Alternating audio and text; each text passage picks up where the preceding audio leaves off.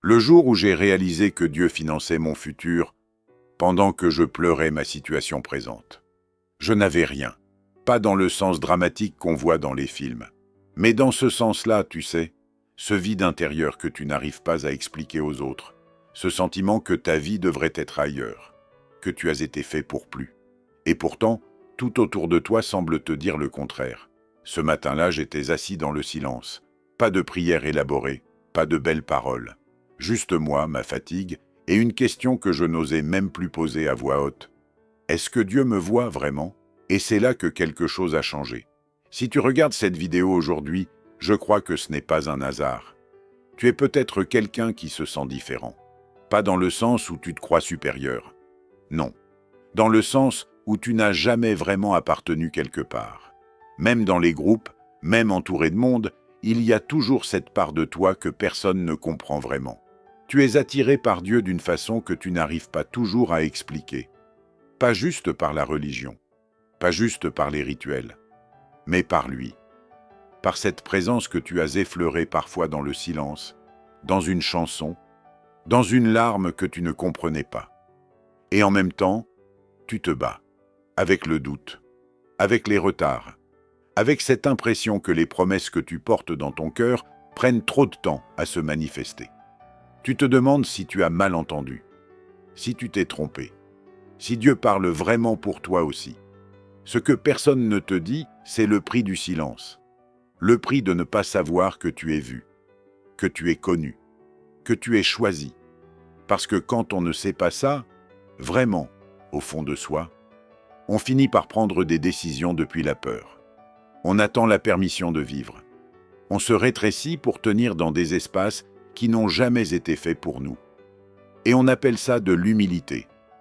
Alors que c'est de l'oubli. L'oubli de ce qu'on est. L'oubli de ce qui a déjà été déclaré sur ta vie avant même ta naissance. Abonne-toi, active la cloche et reste. Parce que ce que tu vas entendre aujourd'hui peut changer la direction de ta vie. Hébreux 4, verset 16. Je veux que tu lises ce verset avec moi. Pas comme tu l'as peut-être déjà lu, mais comme si c'était la première fois. Comme si cette phrase avait été écrite pour toi, aujourd'hui, dans la situation exacte où tu te trouves. Approchons-nous donc avec assurance du trône de la grâce, afin d'obtenir miséricorde et de trouver grâce pour être secouru dans le moment opportun. Relis ce mot. Assurance. Pas avec timidité, pas avec honte, pas méco en te courbant comme quelqu'un qui ne mérite pas d'être là. Avec assurance. Dans la culture de l'époque, personne ne s'approchait d'un trône sans y être invité. S'approcher du roi sans permission, c'était risquer sa vie. Le trône représentait le pouvoir absolu, le jugement, la sentence. Et pourtant, l'auteur d'Hébreux dit « Approche-toi » avec assurance. Pourquoi? Parce que ce trône-là n'est pas un trône de condamnation, c'est un trône de grâce. Ce mot en grec, charis, ne signifie pas juste pardon, il signifie faveur non méritée, il signifie ressources données gratuitement, il signifie provision divine accordée à celui qui n'a pas les moyens de se la payer lui-même. Tu entends ce que je dis? Ce trône est le lieu où Dieu distribue ce que tu ne peux pas produire par toi-même, la paix que la raison ne peut pas fabriquer, la provision que ton travail seul ne peut pas générer, la guérison que la médecine n'a pas dans ses fioles, la porte que personne d'humain ne peut ouvrir. Combien de croyants s'approchent de Dieu en tremblant de peur, en portant leur liste de fautes comme un dossier d'accusation qu'ils présentent eux-mêmes? Je sais que je n'ai pas prié assez cette semaine. Je sais que j'ai encore failli. Je ne mérite pas de demander, mais et si je te disais que cette posture, aussi sincère qu'elle soit, rate complètement le cœur de ce verset? Dieu n'a pas besoin que tu lui rappelles tes failles. Il les connaît. Et il t'a quand même dit « Viens, maintenant, avec assurance. » Ce trône n'est pas un tribunal. Ce n'est pas un bureau d'évaluation spirituelle. Ce n'est pas l'endroit où tu dois prouver que tu es digne. C'est l'endroit où tu reçois, simplement, pleinement. Dieu, au trône de grâce, fonctionne comme un pourvoyeur, pas comme un juge qui délibère, pas comme un professeur qui note ta performance spirituelle, mais comme un père qui a déjà préparé ce dont tu as besoin et qui attend que tu t'approches pour te le donner. Le problème, n'est jamais la volonté de Dieu de donner. Le problème, c'est que nous n'osons pas nous approcher. Si tu reçois ça aujourd'hui, si quelque chose en toi vient de s'ouvrir en lisant ce verset différemment, écris « trône » dans les commentaires, pas juste pour interagir, mais pour poser un acte, pour dire à voix haute, devant le ciel et devant les hommes, je m'approche avec assurance, je m'approche pour recevoir. Écris « trône » et regardons ensemble ce que Dieu va faire. Il y a une question que beaucoup portent en silence, pas la question de savoir si Dieu existe, pas la question de savoir s'il est puissant. Mais cette question-là, plus intime, plus brûlante. Est-ce qu'il pourvoit pour moi, spécifiquement, pour ma vie, pour mes besoins, pour mon avenir à moi? Et je veux te répondre aujourd'hui avec toute la clarté que j'ai. Oui, et il a déjà signé. Voici l'erreur que font la plupart des croyants quand ils prient pour leurs finances, leurs projets, leurs rêves. Ils viennent à Dieu avec leurs plans et ils demandent sa signature. Ils ont construit le projet, ils ont fait les calculs, ils ont tracé la route. Et maintenant ils viennent dire « Seigneur, bénis ce que j'ai préparé ». Et Dieu, dans sa patience, écoute. Mais il y a quelque chose de plus grand disponible. Parce que Dieu ne finance pas tes projets. Il finance ta destinée. Ce n'est pas la même chose. Tes projets viennent de ta tête. Ils sont limités par ce que tu as vu, ce que tu connais, ce que tu crois possible. Ils sont plafonnés par ton expérience, ton environnement, ta peur. Ta destinée, elle, a été écrite avant que tu naisses. Elle n'est pas limitée par ce que tu penses être possible. Elle est limitée seulement par ce que Dieu a déclaré. Et Dieu ne se trompe pas dans ses déclarations. Philippiens 4, 19. Écoute ce verset avec de nouvelles oreilles. Mon Dieu pourvoira à tous vos besoins selon sa richesse avec gloire en Jésus-Christ. Pas selon tes mérites, pas selon ta performance spirituelle de la semaine, pas selon ce que tu as donné à l'offrande, selon sa richesse. Tu comprends ce que ça signifie? La source, c'est lui. Pas toi, pas ton salaire, pas tes connexions, pas l'économie de ton pays. La source, c'est la richesse infinie d'un Dieu qui possède tout et qui a mis ton nom sur une enveloppe. Et Jérémie 29,11 va encore plus loin. « Car je connais les projets que j'ai formés sur vous, dit l'Éternel, projets de paix et non de malheur, afin de vous donner un avenir et de l'espérance. » Ce mot « projet », en hébreu machachavot, ne désigne pas une vague intention. Il désigne des plans détaillés, des calculs précis, des schémas déjà tracés. Dieu a déjà fait les plans. Il a déjà fait les calculs. Il a déjà tracé la route. Ton avenir n'est pas une question ouverte pour lui. Dans le monde des affaires, quand un investisseur croit vraiment en un projet, il ne dit pas « on verra ». Il alloue le budget, il signe, il engage les fonds. C'est ce que Dieu a fait sur ta vie. Le budget céleste pour ta destinée est déjà alloué. Les ressources sont déjà réservées. La provision est déjà déclarée dans les lieux célestes. Ce qui manque parfois, ce n'est pas la volonté de Dieu de pourvoir. C'est ta capacité à recevoir ce qui est déjà à ton nom. Tu n'attends pas que Dieu décide. Tu attends que toi, tu t'alignes avec ce qu'il a déjà décidé. C'est ça, marcher par la foi. Pas espérer que Dieu fasse quelque chose, mais avancer comme si ce qu'il a dit était déjà réel, parce que pour lui, ça l'est. Si tu crois que ton avenir est financé, pas par tes forces, pas par tes connexions humaines, mais par le Dieu qui a signé avant même ta naissance, écris Funded dans les commentaires. Funded, financé, pourvu, couvert. Pose cet acte de foi aujourd'hui, déclare-le, dis au ciel, je reçois la provision qui a été allouée sur ma vie. Écris Funded. Et regarde ce mot devenir une prière. Alors pourquoi ça ne se manifeste pas encore? Si le budget est alloué, si Dieu a déjà signé, si le trône de grâce est accessible, si la parole est claire, pourquoi est-ce que tant de croyants sincères, des gens qui prient, qui jeûnent, qui croient de toute leur force, attendent encore? Pourquoi est-ce que la promesse semble si proche et pourtant si loin?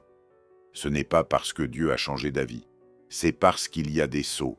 Dans l'Antiquité, un sceau n'était pas une simple décoration, c'était une autorité. Un sceau bloquait l'accès à ce qui était à l'intérieur. Personne ne pouvait ouvrir une lettre scellée, un contrat scellé, une chambre scellée. sans briser le sceau d'abord. Ton héritage spirituel est réel, ta provision est réelle, ta destinée est réelle. Mais il y a des sceaux posés entre toi et la manifestation, pas par Dieu. Dieu n'a pas scellé ta bénédiction pour te la cacher. Mais l'ennemi, lui, a posé des sceaux invisibles. Des sceaux que tu portes parfois sans même savoir qu'ils sont là. Et aujourd'hui, je vais nommer les 3 principaux.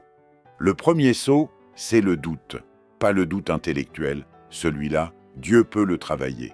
Mais le doute profond, viscéral, celui qui murmure au fond de toi quand tu pries, « Et si ça ne marchait pas pour moi? Et si j'étais l'exception à la règle? Et si Dieu bénissait les autres, mais que pour moi c'était différent ?» Ce doute-là ne vient pas de ta tête. Il vient de blessures, de prières qui semblaient sans réponse, de promesses qui ont tardé, de déceptions accumulées qui ont construit, pierre par pierre, un mur entre toi et ta capacité à recevoir. Et ce mur, tu ne le vois plus. Tu l'appelles du réalisme. Tu l'appelles de la sagesse. Tu l'appelles ne pas vouloir être déçu encore. Mais Dieu l'appelle un sceau. Le deuxième sceau, c'est la honte du passé. C'est peut-être le plus lourd, le plus silencieux, le plus dévastateur. Tu portes quelque chose que tu n'as dit à personne. Une décision, une période, une version de toi que tu voudrais effacer. Et chaque fois que tu t'approches de Dieu, cette honte se lève comme un avocat de l'accusation et dit « Tu te souviens de ce que tu as fait? Tu crois vraiment que tu mérites de recevoir ?» Et toi, au lieu de te souvenir que le sang de Jésus a déjà plaidé en ta faveur, tu baisses la tête, tu recules, tu t'approches du trône en t'excusant d'exister. Mais la honte n'est pas de l'humilité, la honte est un sceau. Elle te maintient loin de ce qui t'appartient. Elle te convainc que tu es l'exception à la grâce, alors qu'il n'y a pas d'exception à la grâce. Le troisième sceau, c'est l'incrédulité sur ton identité. Ne pas savoir, vraiment savoir, dans les eaux, qui tu es aux yeux de Dieu. Tu connais peut-être les versets. « Je suis enfant de Dieu. Je suis plus que vainqueur. » Tu les as lus. Tu les as peut-être même mémorisés. Mais est-ce que tu vis depuis ces vérités?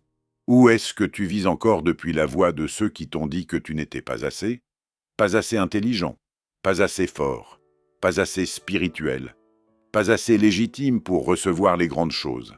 Cette voix-là est un sceau.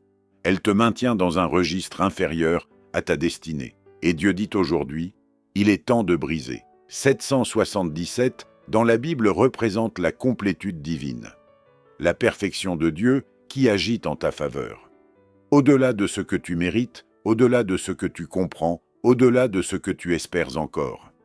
Si tu es prêt à briser le sceau du doute, si tu es prêt à briser le sceau de la honte, si tu es prête à briser le sceau de l'incrédulité sur ton identité, écris 777 dans les commentaires, pas comme un chiffre magique, mais comme une déclaration, comme un acte de foi posé devant le ciel. Dis, je ne reste plus derrière le sceau, j'avance, je reçois, je brise. Écris 777 et que le sceau tombe.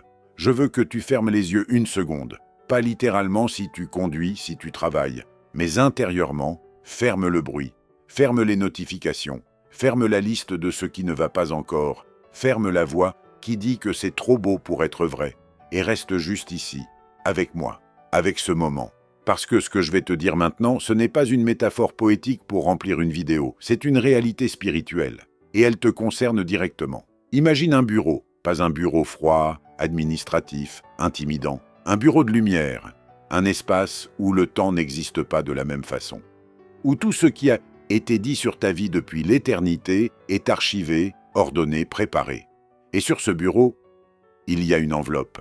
Elle n'est pas neuve. Elle n'a pas été préparée ce matin en réponse à ta prière d'hier.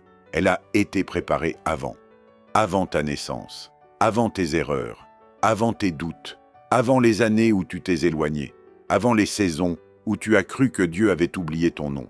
Cette enveloppe était là, elle t'attendait. Et sur cette enveloppe, il y a ton nom, pas un prénom générique, pas acquis de droit, ton nom. Celui que ta mère t'a donné, celui que Dieu a choisi avant même qu'elle le sache. Ton nom complet, écrit de la main du Père. À l'intérieur de cette enveloppe, il y a tout ce que Philippiens 4,19 a promis. Tout ce que Jérémie 29,11 a déclaré. Tout ce que le trône de grâce a rendu accessible. la provision pour ta prochaine saison, la guérison que ton corps ou ton âme attend, la restauration de ce qui a été perdu, la porte qui semblait fermée depuis trop longtemps, la confirmation de l'appel que tu portes et que personne autour de toi ne comprend encore, la paix qui dépasse toute intelligence, celle qui s'installe même quand les circonstances n'ont pas encore changé. Tout ça dans cette enveloppe, à ton nom. Et Dieu se lève de son trône. Il traverse cet espace de lumière, il s'approche de toi, pas l'inverse. Lui qui s'approche de toi. Et il tend cette enveloppe, pas avec condition, pas avec un regard de reproche, pas avec une liste de tout ce que tu dois encore corriger avant de pouvoir la toucher.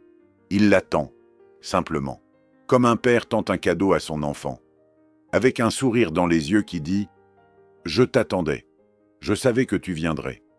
Maintenant vient le moment le plus important. Pas la prière, pas le jeûne, pas la performance. Juste tendre la main. C'est tout ce que Dieu te demande dans cet instant. Pas de mériter, pas de comprendre entièrement, pas d'avoir tout réglé avant de recevoir. Juste tendre la main et dire « Je reçois ». 2 mots. Les 2 mots les plus puissants que tu puisses prononcer devant le trône de grâce. Parce que recevoir, c'est un acte de foi. C'est dire à Dieu « Je te crois, je crois que tu es bon, je crois que cette enveloppe est au réel, je crois que mon nom est dessus, et je la prends, pas demain, pas quand tu seras prêt, pas quand tu auras l'impression de le mériter. Maintenant, tu es debout devant le trône, l'enveloppe est tendue, Dieu attend, tout ce que tu as à faire, c'est tendre la main. Fais-le maintenant, ici, dans les commentaires. Tape « Je reçois », pas pour moi, pas pour l'algorithme, mais pour toi. Pour poser dans le monde visible un acte qui vient de se passer dans le monde invisible. Tu viens de t'approcher du trône avec assurance. Tu viens de briser les sceaux, et maintenant, tu reçois. Tape « Je reçois » et accepte l'enveloppe qui porte ton nom. Avant de continuer, je veux qu'on s'arrête, pas pour une pause, mais pour un moment sacré. Tout ce qu'on a traversé ensemble dans cette vidéo, le trône, les sceaux brisés, l'enveloppe reçue, tout ça ne doit pas rester dans ta tête comme une belle théologie. Ça doit descendre, dans la poitrine, dans le ventre, dans l'endroit où tu prends tes vraies décisions. Alors je t'invite à prier avec moi, à voix haute, si tu peux, à voix basse si tu es entouré, mais avec tout ce que tu as, sans retenue, sans performance, sans chercher les bons mots, juste toi. Et lui, Père. Je m'approche aujourd'hui, pas parce que je suis parfait, pas parce que j'ai tout compris, pas parce que ma vie ressemble déjà à ce que tu as promis. Je m'approche parce que tu m'as dit de le faire, avec assurance, et je choisis de te croire. Je brise aujourd'hui le sceau du doute. Cette voix qui me dit que je suis l'exception à ta grâce, je refuse de l'écouter encore. Tu es fidèle, tu l'as toujours été, et tu l'es pour moi. Je brise le sceau de la honte. Ce que j'ai fait, ce que j'ai vécu, ce que je n'arrive pas encore à me pardonner, je le dépose ici, au pied de ce trône. Le sang de Jésus a parlé en ma faveur. Je ne plaide plus contre moi-même. Je brise le sceau de l'incrédulité. Je suis ton enfant. Je suis vu. Je suis connu. Je suis choisi. Pas parce que je le ressens toujours, mais parce que tu l'as dit, et ta parole ne revient pas à vide. Père, je tends la main aujourd'hui. Je reçois la provision que tu as allouée sur ma vie. Je reçois la guérison qui porte mon nom. Je reçois l'ouverture des portes que toi seul peux ouvrir. Je reçois la paix qui dépasse ma compréhension. Je reçois l'avenir que tu as écrit, pas celui que ma peur a imaginé. Je ne m'excuse plus d'exister devant toi. Je m'approche, je reçois, je crois, au nom de Jésus. Amen. Si tu as prié ces mots, quelque chose vient de se passer. Pas peut-être, pas si tu étais assez sincère, pas si tu avais assez de foi. Quelque chose s'est passé parce que Dieu honore chaque cœur qui s'approche, sans exception, sans condition cachée, sans délai bureaucratique. Tu t'es approché du trône, et le trône t'a répondu. Si tu as prié avec moi, si ces mots ont traversé ta bouche et ton cœur en même temps, écris « Amen » dans les commentaires. Pas comme une formalité religieuse, comme un sceau, comme une signature, comme un oui posé dans le monde visible sur ce qui vient de se passer dans l'invisible. Écris Amen. Et sache que le ciel a entendu. Je sais ce que certains pensent en ce moment. C'est beau, c'est puissant. Mais est-ce que ça marche vraiment? Est-ce que ça marche pour des gens ordinaires, dans des situations ordinaires, avec des vies qui ne ressemblent pas à un verset encadré sur un mur? Oui, laisse-moi te montrer. Sarah avait prié pour la même chose pendant 7 ans. Une situation financière qui ne bougeait pas. Des portes qui se fermaient les unes après les autres. Elle priait, elle jeûnait, elle servait dans son église. Et pourtant, rien. Un soir, épuisée, elle a regardé une vidéo comme celle-ci. Et pour la première fois, elle n'a pas prié pour que Dieu change sa situation. Elle a prié pour recevoir ce qui était déjà à son nom. Un déclic, une posture différente, pas de nouveaux mots, une nouvelle position du cœur. Et des années loin de Dieu, des décisions qu'il regrettait encore. Chaque fois qu'il s'approchait du trône, la honte le repoussait, avant même qu'il ouvre la bouche. Il a entendu parler du sceau de la honte, et quelque chose en lui a reconnu. C'est moi. C'est exactement moi. Ce jour-là, il a brisé le sceau. Pas avec éclat. Pas dit avec une expérience extraordinaire. Juste avec ce simple acte de dire « Je refuse de laisser mon passé plaider contre moi devant Dieu ». Aujourd'hui, Marcus accompagne d'autres hommes dans cette même libération. Ce qu'il croyait être sa disqualification est devenu son ministère. Dieu finance même les ruines, surtout les ruines. Elle ne se reconnaissait nulle part, trop spirituelle pour ses amis, pas assez conforme pour son Église, trop intense pour ceux qui ne cherchaient pas, trop différente pour appartenir vraiment quelque part. Elle a prié un soir avec une seule phrase « Seigneur, est-ce que tu me vois vraiment ?» Et dans ce silence, pas une vision, pas une voix audible, juste une certitude, chaude, stable, immovable. Tu es vu, tu es connu, tu es choisi. Cette certitude-là a changé tout le reste. Pas ses circonstances immédiatement, mais sa façon de les traverser, sa façon de s'approcher, sa façon de recevoir. Elle a arrêté de mendier une place. Elle a pris celle qui avait toujours été gardée pour elle. Ces témoignages sont réels. Mais ils ne sont pas les seuls. Le tien l'est aussi. Peut-être qu'il est encore en cours. Peut-être qu'il vient de commencer aujourd'hui dans cette vidéo. Peut-être qu'il attend juste que tu le nommes à voix haute. Partage ton témoignage dans les commentaires. Ce que Dieu a fait. Ce qu'il est en train de faire. Ce que tu crois qu'il va faire. Parce que ton témoignage n'est pas juste ton histoire. C'est l'arme de quelqu'un d'autre. Quelqu'un qui regarde cette vidéo en ce moment et qui a besoin de lire exactement ce que toi tu vas écrire. Partage, maintenant, ici. On arrive au moment que le titre de cette vidéo annonçait. Pas comme une promesse vague, pas comme une formule inspirationnelle qu'on oublie dans 3 jours, comme une réalité que je veux graver dans quelque chose de plus profond que ta mémoire. Écoute-moi bien, ton futur a été sauvegardé. Dans notre monde numérique, quand un fichier est sauvegardé, il ne peut pas être perdu par accident. Il ne disparaît pas parce que l'écran s'éteint. Il ne s'efface pas parce que quelqu'un a trébuché sur le câble. Il est protégé, stocké, accessible, intact. C'est exactement ce que Dieu a fait avec ton avenir. Il ne dépend pas de l'économie mondiale. Il ne dépend pas de la politique de ton pays. Il ne dépend pas de la trahison de quelqu'un. Il ne dépend pas de ton erreur d'hier. Il ne dépend pas du diagnostic qu'on t'a donné. Il ne dépend pas du retard que tu vis en ce moment. Ton futur a été sauvegardé dans un endroit où rien de tout ça ne peut l'atteindre, dans les lieux célestes, dans la mémoire éternelle d'un Dieu qui ne perd jamais rien. Je veux te dire ce que je crois que Dieu voit quand il te regarde aujourd'hui. Il ne voit pas tes retards. Il ne voit pas tes dettes. Il ne voit pas tes années perdues ou tes occasions manquées. Il ne voit pas la version diminuée que la vie a essayé de faire de toi. Il voit la version finale. Il voit l'homme ou la femme que tu deviens, celui ou celle que les épreuves sont en train de former, pas de détruire. Il voit la sagesse que tu ne sais pas encore que tu portes. Il voit l'impact que tu n'imagines pas encore avoir. Il voit les personnes qui vont être libérées à cause de ce que toi tu vas traverser et surmonter. Il voit ta destinée complète, et elle est intacte. Tu n'as pas raté le train. Tu n'es pas en retard sur le calendrier de Dieu. Tu es exactement là où le chemin vers ton avenir sauvegardé devait passer. Même ici, même maintenant, même dans cette saison. Alors laisse-moi te dire qui tu es, une dernière fois clairement, sans ambiguïté. Tu es un enfant du Dieu vivant, pas un orphelin spirituel qui cherche une place, pas un mendiant qui espère des miettes de bénédiction, pas un croyant de second rang dont les prières montent moins haut que celles des autres.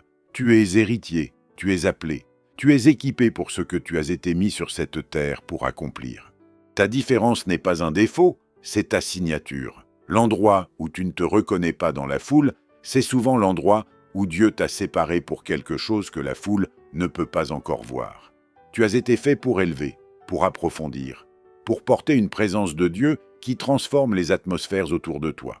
Ce n'est pas de l'orgueil, c'est de l'obéissance. Obéir à ce que Dieu a déclaré sur ta vie, même quand les circonstances ne le confirment pas encore. Marche maintenant, pas quand tu seras prêt, pas quand tout sera aligné, pas quand les doutes auront disparu. Maintenant, depuis ce que Dieu a dit, depuis ce qui a été sauvegardé, ce moment mérite d'être scellé, pas laissé dans le flou de l'émotion d'une vidéo regardée un soir.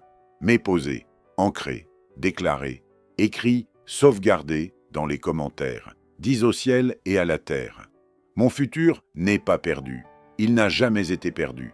Il a été sauvegardé par un Dieu fidèle. Et je marche vers lui maintenant. Écrit, sauvegardé. Et que cette déclaration devienne le point de départ de ta prochaine saison. On a fait un voyage ensemble aujourd'hui. Pas une simple vidéo. Un chemin. Une traversée. Tu es entré ici peut-être avec le doute. Peut-être avec la fatigue. Peut-être avec cette question silencieuse que tu n'osais plus poser à voix haute. Est-ce que Dieu est vraiment pour moi? Et maintenant tu sais. Laisse-moi te rappeler ce que tu as reçu aujourd'hui. Parce que les révélations s'évaporent si on ne les ancre pas. Tu as découvert que le trône de grâce n'est pas un tribunal. C'est un lieu de provision. Un lieu où tu peux t'approcher, maintenant, tel que tu es, avec assurance, sans te justifier, sans t'excuser d'exister. Tu as compris que Dieu ne finance pas tes projets. Il finance ta destinée. Que le budget céleste sur ta vie est déjà alloué. Que Philippiens 4,19 n'est pas une belle phrase. C'est un contrat signé. Tu as nommé les 3 sceaux qui bloquaient la manifestation. Le doute, la honte du passé, l'incrédulité sur ton identité. Et tu les as brisés par la foi devant le ciel.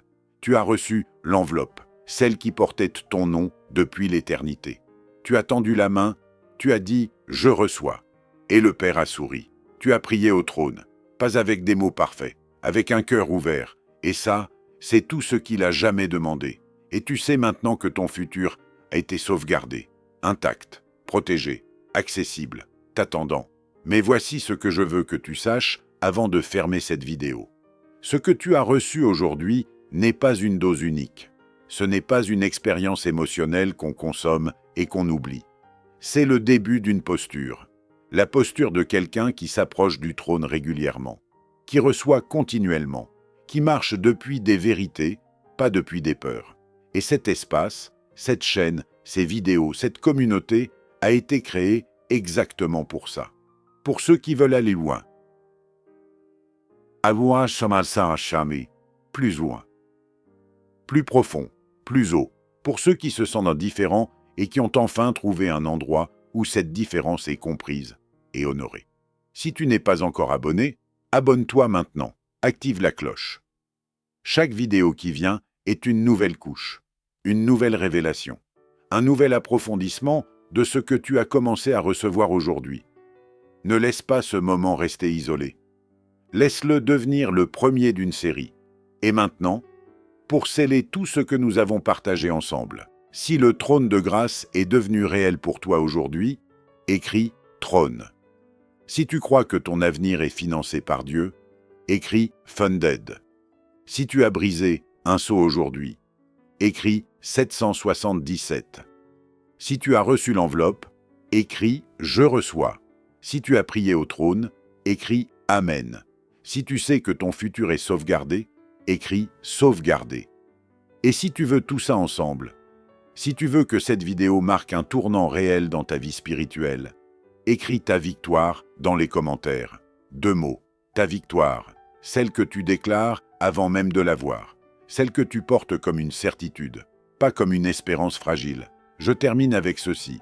Tu n'es pas venu sur cette vidéo par hasard. L'algorithme ne t'a pas trouvé. Dieu t'a guidé. Et ce que tu as reçu aujourd'hui est une graine. Elle est réelle, elle est vivante. Et elle va porter du fruit. Dans ta vie, dans ta famille, dans les vies que tu vas toucher. Reviens.